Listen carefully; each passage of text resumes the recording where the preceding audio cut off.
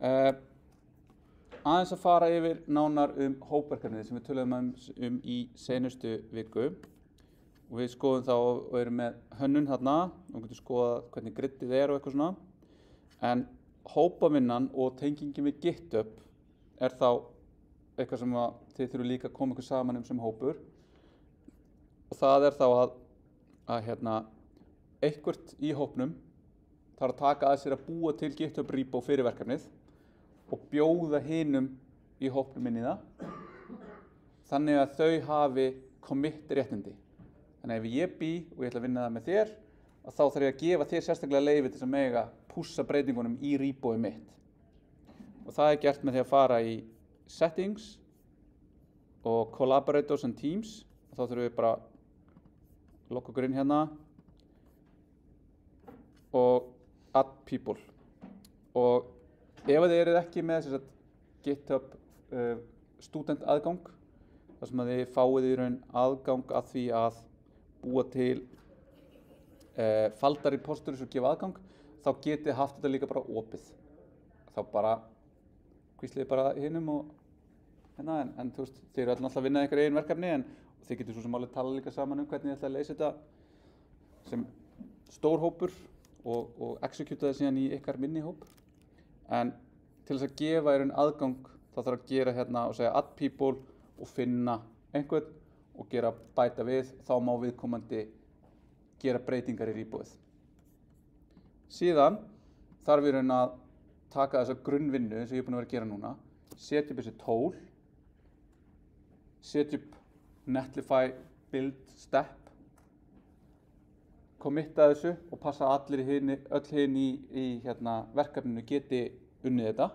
Þannig að þau geti pússað, þau sjáu að það trigger build og Netlify og svona. Þannig að það eitt verkefni fyrir einhvern í hópnum að gera og svona grunnverkefnið. En á meðan að það að gerast, þá líka hægt að byrja að skoða hönnunina og skipta með sér verkum þar. En þegar þið komið með þetta, þá ætlum við að búa síðan til 5 pull requests sem við förum yfir í næsta tíma.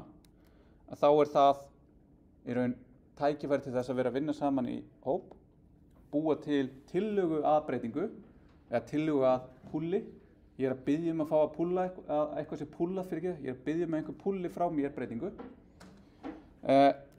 Og þá fer fram hugsanlega einhver rýni, code review frá hinum í hópnum sem segir herru, ég var enda búinn að breyta hérna þannig að þetta núna orðið þetta hérna custom variable. Við ættum að breyta því, þá getur þú sagt hérna, þú getur gert það svona eða eitthvað.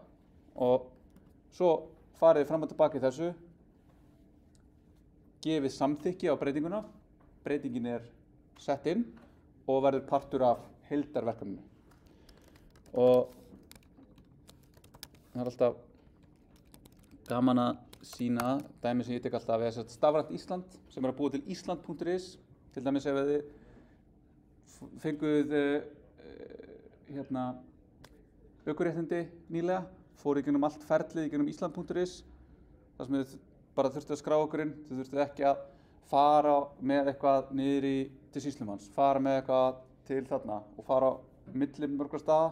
Þið bara gátu byrjað ferlið í gegnum umsókn á Ísland.is og fengu síðan skjal í pósthólfið ykkar, fengu síðan ökuskírteinið og tímabundnu akstursheimildin ykkar sem rafrænt skilríki.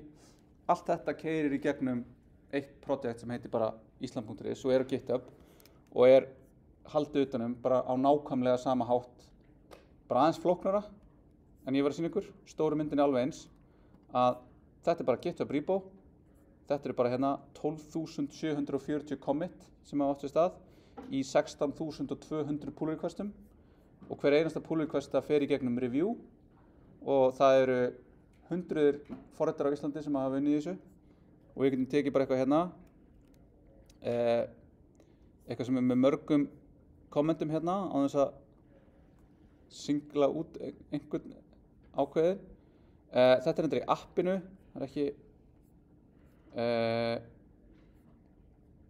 hérna. Máni, kollegi minn, hann að gera einhverjar breytingar, hann með einhverjar files changed hérna, þannig að þetta hérna þetta og núna ef ég væri að fara að vera code reviewer þá myndi ég fara hérna og ég myndi fara yfir, segja já, ok, flott og svo undir lokin get ég gert approve og þá þetta samþykkt. En hérna get ég líka farið og sagt comment eða gert eitthvað þarna og þá sjáum við í þessari pull requestu hérna reyndar komið eitthvað svona Code Rabbit AI sem eitthvað svona leskóðan og kemur með eitthvað summary og eitthvað svona sem svolítið noise. Hérna annar kollegi minn, hann Þórður, fór yfir þetta, gerði eitthvað komment hérna. Já, console log fjallaði það, ekki nógu gott.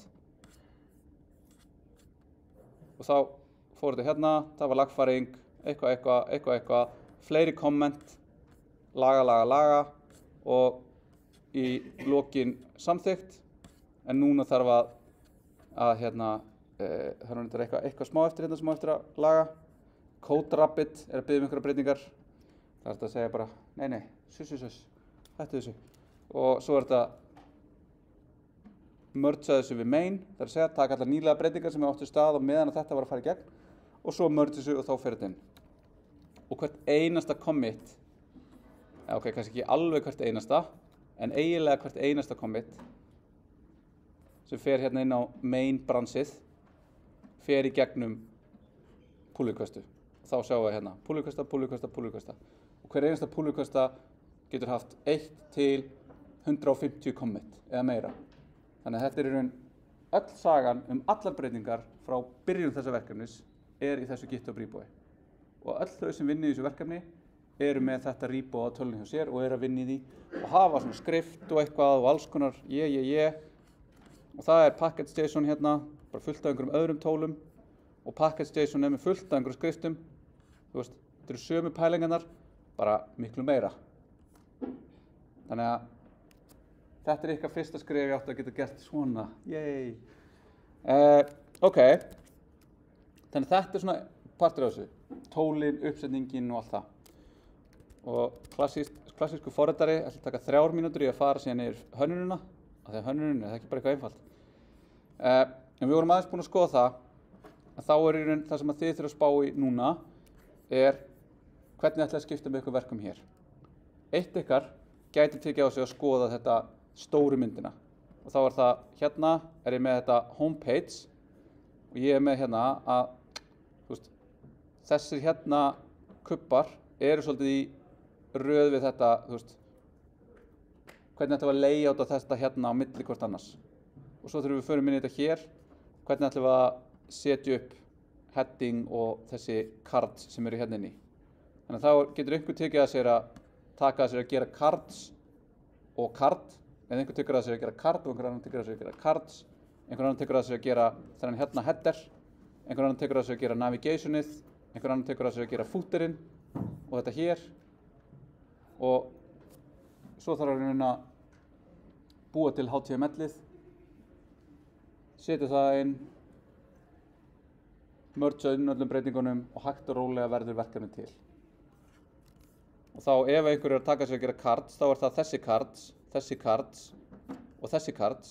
En það gæti líka verið að einhver taki bara sér að gera þessa síðu í heild sinni, einhver taki sér að gera forsíðuna, en láti þetta hérna bara bíða, afriti síðan bara struktúrun sem kemur hérðan og hendur í þenn hér. Þá þetta bara að púsla saman því sem var búið að vinna annar staðar.